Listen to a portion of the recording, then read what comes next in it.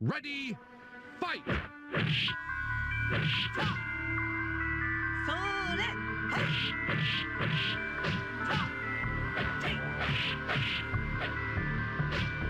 はい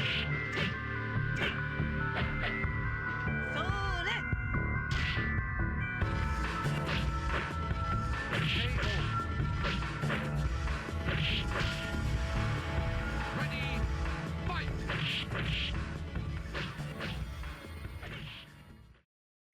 So the story of Tobal takes place in the year 2048 on the fictional planet of the same name, which has a large deposit of Mamoran, which is an ore that can be used as an energy source. The planet holds every tournament like every year and is determined who has the right to the ore. A number of human and aliens compete for the title. So the game's plot and backstories is only explored in the instruction manuals. As for me personally, I don't really know much of the lore, only just what I see in the game. Now, for the character selection, you have 8 characters. You have Chuji Wu, Oliems, Epon, Hom, Feipusu, Mary, Ilgoga, and Gren. But this also includes bosses like Mork, Mufu, and the Emperor Udon, who are actually unlockable if you complete the dungeon mode. So yeah, Tobal No. 1 is a 3D fighting game published by Squaresoft in Japan and developed by Dream Factory, but also Sony Entertainment had a role in this. It was released in Japan and North America in 1996 and in the PAL regions in 1997. So what is Tobal No. 1? Let's go into it. Now, let's go on with the game. The game, as you can see, is a 3D fighter. It is low polygon shaded, which means it runs at an efficient 60 frames per second, which is a pretty decent fucking point in all fighting games. I mean, like, when you look at Tekken 3 on the PlayStation, you see how smooth it really is. Tobal is even smoother. The controls are quite interesting because you have a choice of 3 settings, one being for control, one being for stick, and a free setting, which means you can change it to however you like. And trust me, remember when I said I wanted to do like the controls for One Piece Grand Battle and show how like inept it really is? Well, Tobal kind of changes that and actually makes the controls fucking work. As you can see, there's the settings for free and my 2 free options if I'm playing the game on either control or stick. Here is the setup.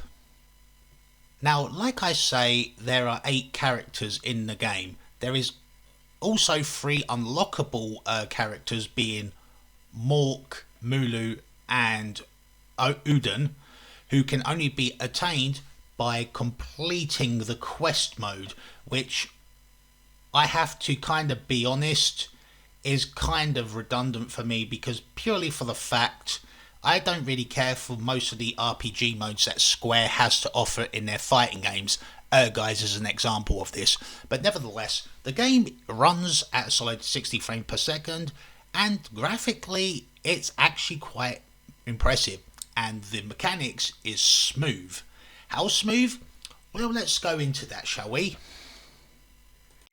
So anyway, regarding the game is on a 3D level of playing field, which means it's a square ring, which means you can get knocked out of it.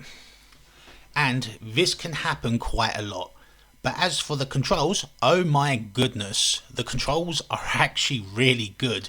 I mean, like, Tobal is one of those games that you kind of need to master and understand the intricacies of when to block and when to attack. And that's why in 3D fighters, with the exception of Tekken in general, a block button is always present. But like most other 3D fighters, there is no jump. Well, I mean, jump assigned to the main button where you would normally associate with jump. Instead, we have it assigned to any button of your choosing, which makes no sense to me in any capacity, but you know, it is what it is. And you have 3 attacks in a 3D fighter, as opposed to 2 in stuff like Bloody Roar, Virtua Fighter, Last Bronc. You get the idea. You have high, mid and low, each doing massive damage, depending on how you use it effectively. I might be wrong in this assessment, but I felt that low here does a hell of a lot damage than high normally would. But then again, you got to understand that with this game, you kind of need to know when to block and when to attack. And if you know how to do these efficiently, you could actually complete a arcade run in the best part of under 10 minutes. If not, it's not a bad thing. You're still improving. That's a start. Grapple, and they can be pretty satisfying. Same with Tobal, but instead you don't press the punch button, because as again the buttons for attacks are assigned to low, mid and high. You press guard and mid, which activates a grab. You can press any button to do a throw or just punch them like normal. Also, you can actually use these buttons, if you're able to pull it off, to reverse the throw in your favour. And by reversing the throw, I mean do a fucking back toss.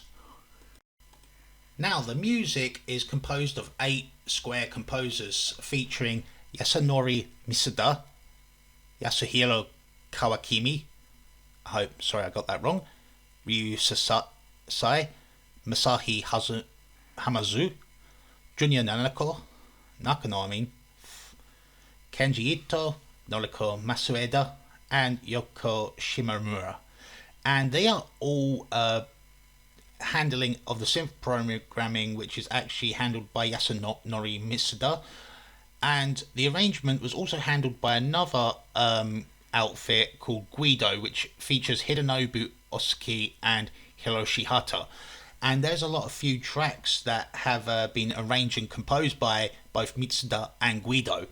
And normally in most fighting games you tend to hear stuff like techno and rock.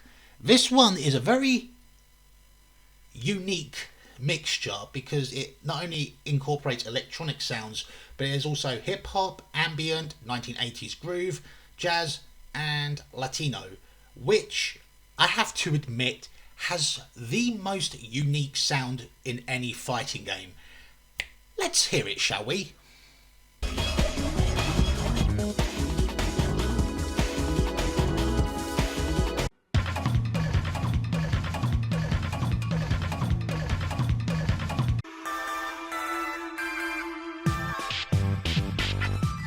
So yeah, also another thing I want to bring up is the fact that this game artwork is actually done by the late Akira Toriyama, who everyone knows of the Dragon Ball fame. And the thing is that Akira Toriyama has actually done mostly a lot of artwork for stuff like Chrono Trigger, Chrono Cross, and the game that's about to be released at some point called Sandlands, which I probably won't play, but it does look interesting. Okay, before I continue this interview, I know that Akira Toriyama had died recently, and I don't really want to do a great disservice to his name of how he contributed to the video games in general, aside from stuff like his manga theatre, Dragon Ball, and anything else he does in between. I say his contribution to the fucking video game industry is actually holds more weight than anything he's ever done. And I'm not a fan of Dragon Ball in any capacity, but unlike my opinion doesn't really hold to the candle that has, impacted the entire world that Akira Toriyama actually did for a lot of people who are fans. And for me to do that is a great disservice to him if I just disrespected the dead. But nevertheless, his legacy will continue, and he will continue being great at excelling what most mangakas and artists could never achieve in their lifetime. So, Akira Toriyama, rest in peace. So now, which poses the real question, should you play or buy Tobal No. 1? The answer to that is a definite fuck yes.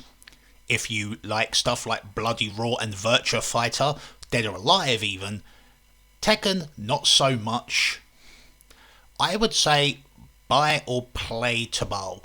I mean, if you can find it cheap on eBay, go for it. I mean, I always buy Japanese copies because they are the cheapest and it works on my modded PlayStation. And honestly, regardless of what you got, like for system, Tobal is one of those fighting games that should be on your, well, in your collection. And if it's not, emulate it. I know some people will be like, emulation is theft. Well, considering that, Tobal hasn't been remastered or whatever, I think this is completely justified if you really want to play a good fighting game as a whole. It's no Tekken, but it is very good. And I've played good 3D fighter games. And that being said, I am Saku. Thank you for watching this video. Make sure to leave a like, comment and subscribe if you so choose to. Anyway, I'm off. Have a good one.